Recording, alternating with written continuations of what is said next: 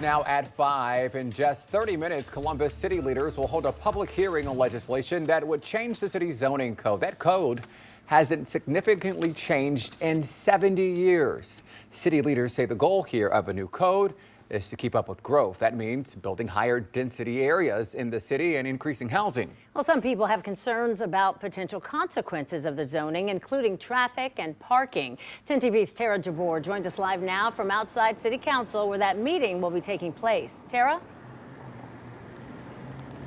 Well, Yolanda, today is the last chance for people to give their feedback about this potential new zoning before council votes on it on Monday. Now, we've already seen a few people walk inside, but I spoke to people in Clintonville today. They told me that they're for the new zoning. They just worry that it'll change the character of their neighborhood.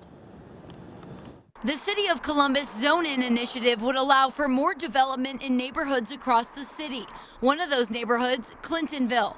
Patrick Mingarelli has lived in the area for 35 years. He enjoys his regular walks in his charming neighborhood. Don't destroy the walkways and the charm of the neighborhood. If they do it right, I'm all for urban development and progression, but they've got to keep in mind why people live in Clintonville. Mingarelli also worries about parking with the new development. If adopted, the new zoning code would get rid of parking minimums for new developments, but requires studies for those that have less than a 1 person to 1 parking spot ratio. If they do not have parking that sends new residents into the side streets, we're going to have side streets that can no longer serve the fire department as they make their runs from High Street to Indianola. Joe Motil is a lifelong Columbus resident and recently lost a race for mayor of the city. He says he has similar concerns. He wants to see smaller businesses and historical buildings like these ones on High Street in Clintonville preserved. You have a lot of historic structures along High Street. You have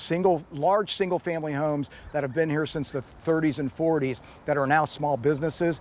And a developer could wave a big paycheck in front of a landlord and say, I want to buy your property. You know, this could have a really terrible impact in terms of the small business owners. Motil also worries about an increase in traffic and congestion.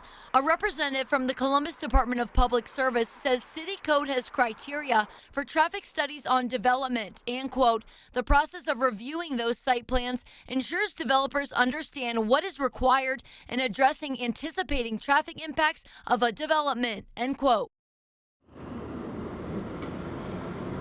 And City Council will vote on Monday about this potential new zoning. We'll, of course, be here and keep you updated. Reporting live in downtown Columbus, Tara Jabor, 10 TV News.